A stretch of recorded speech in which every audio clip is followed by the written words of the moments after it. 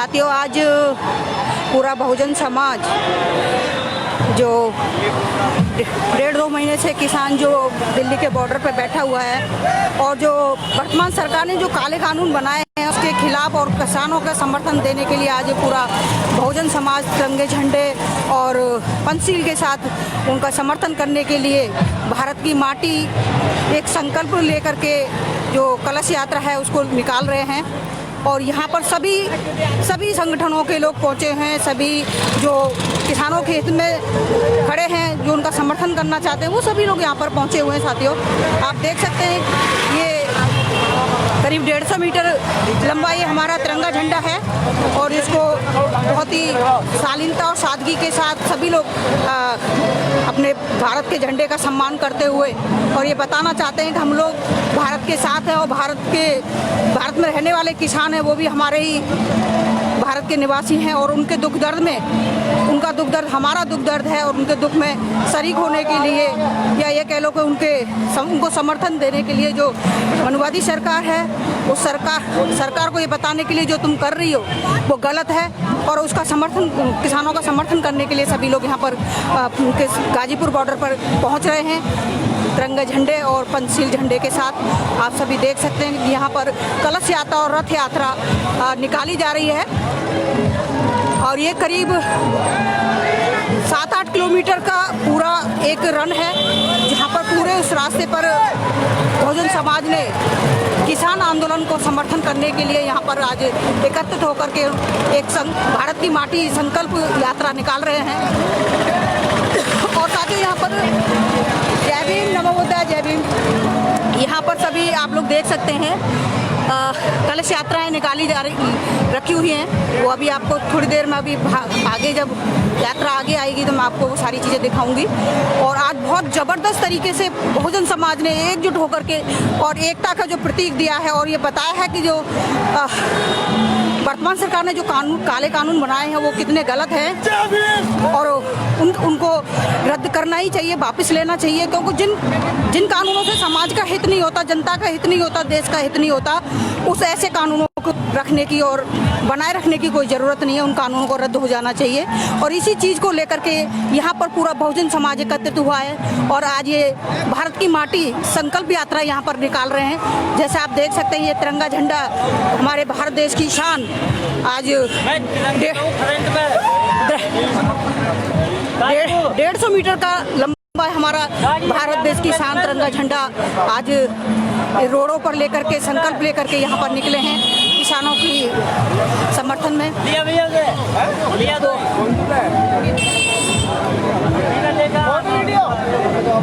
यात्रा बहुत लंबी है साथियों, करीब 8-10 किलोमीटर तक लोगों का ये तांता लगा हुआ है और सभी एक सादर तरीके से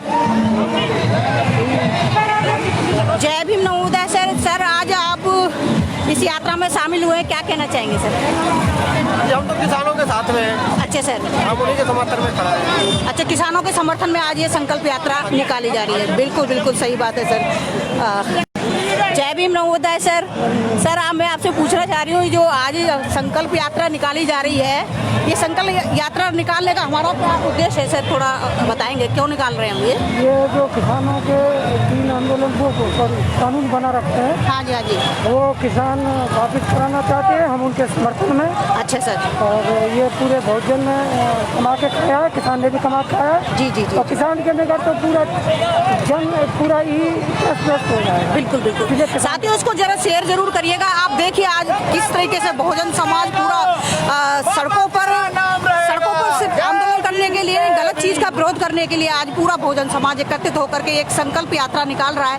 तो उसके लिए हम सबको जो किसान भाई हैं उन सबका साथ देना चाहिए और उनका समर्थन करना चाहिए, क्योंकि जो किसान विरोधी जो कानून बने हैं और जो वर्तमान सरकार ने जो बनाए हैं उन कानूनों का उल्लंघन हम लोगों को करना चाहिए। आप देख सकते हैं यहाँ एमएलसी का पूर्व में चुनाव लड़ चुके पूर्व प्रत्याशी रहे हैं mister doctor Harindra Kumar sir, Harvinder ji, तो वो भी आप देख सकते हैं। हाँ बिल्कुल सर, आप सभी लोग जानते होंगे सर को। अभी एमएलसी का इन्होंने चुनाव भी लड़ा है। जय भीम सर। सर मैं आपसे जानना चाह रही हूँ सर, आज ये संकल्प यात्रा जो निकाली जा रही है, इसका क्या हमारा महत्व है या उद्देश्य है, किस उद्देश्य से? इसका उद्देश्य ये है कि 53 दिन हो गए हैं किसानों को बैठे हुए। जी सर। 121 से ज़्यादा शहादत हो गई है किसानों की। जी सर। लेकिन निर्दयी सरकार है कि उसके जो है कानून पर जू नहीं चल रही है। जी। तो इसलिए हम सबकी पीड़ा ये है कि सरकार ने जो बिल कानून जो बनाए हैं जी सर। वो तुरंत वापस ले। जी सर। देखिए कहीं भी कोई एक्सपायर होता है, अगर देश में भी एक्सपायर होता है तो इस देश के प्रधानमंत्री तुरंत ट्वीट करते हैं। जी सर। लेकिन 121 से ज़्यादा किसानों की शहादत हो गई है। अपने ही देश के नागरिक हैं, भारत के नागरिक हैं, उनको जो है इस देश के प्रधानमंत्री या इस देश के कोई भी मंत्री जो है ट्वीट नहीं करते हैं कि किसानों की शहादत होगी। निर्दयी सरकार है। बेसिकली ये जो लड़ाई है, जो लोग हम लोग सब कहते हैं कि किसानों की लड़ाई है, ये किसानों की लड़ाई नहीं है। लेकिन सर जो मोदी जी हैं वो तो बोलते हैं ये तो हमने किसानों के हित में बनाया, फिर ये किसानों के हित में नहीं। अगर किसानों के हित में होता तो कानून बनाने से पहले किसानों से पूछना चाहिए था। जी जी जी। जो किसानों की नुमाइंदगी करते हैं क्या उनसे पूछा गया है? तो ये पहला ऐसा बिल है। पहली बात तो केंद्र सरकार का कोई औचित्य नहीं ऐसा बिल बनाने का। ये स्टेट का प्रावधान है। जी सर। स्टेट की अपनी कृषि नीति होती है और राज्य सरकार का अपना होता है कि राज्य सरकार कानून बनाए। बिल्कुल। तो केंद्र सरकार ने लॉकडाउन में ला करके और वॉइस ऑफ वोट जो होता है धमी मत से प्राप्त राज्यसभा में कराया है ये, तो ये सरासर गलत है। सरकार की नीयत पर सवाल खड़े करता है। लेकिन सर अब तो बीजेपी सरकार के जो नुमाइंदे हैं वो गांव-गांव जा करके लोगों को समझाने का काम कर रहे हैं, तो ये कहाँ तक इसमें सफल रह पाएंगे क्या? तो समझाने का काम करें। अगर इस देश के कृषि मंत्री को, जी सर। इस देश के कृषि मंत्री को किसान की परिभाषा नहीं पता। 2018 में संसद में अजय प्रताप सांसद ने ये पूछा था कि किसान की परिभाषा बताने का कार्य करें और इस देश में कितने किसान हैं उनकी संख्या बताएं। ये लिखित है, ऑन द रिकॉर्ड है। इस देश के कृषि मंत्री ने ये नहीं बताया है और मना कर दिया है। किसान की परिभाषा क्या होती है कृषि मंत्री को नहीं पता। अगर जिसे किसान की परिभाषा नहीं पता तो कृषि मंत्री होने योग्य है कि नहीं है? अगर जिसे इस देश के किसानों की संख्या नहीं पता तो उसे किसान कृषि मंत्री बनने का अधिकार है कि नहीं है? नहीं है। तो जिसे अधिकार ही नहीं है, ऐसे लोग अगर कानून बनाएंगे तो आप क्या समझते हैं कि अच्छे कानून बनाएंगे? बिल्कुल बिल्कुल। अगर अच्छा कानून होता तो आज किसान रोड पे होते नहीं। बिल्कुल सही कहा सर आपने।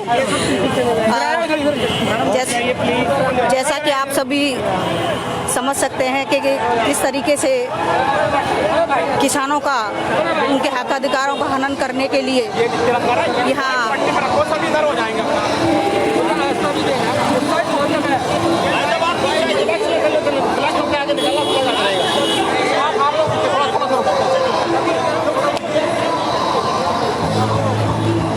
आगे चलेगा ना?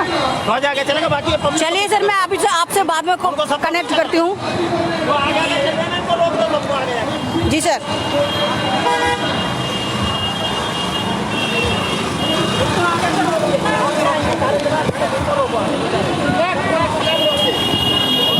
ये ध्वज को आगे रखना पड़ेगा भाई।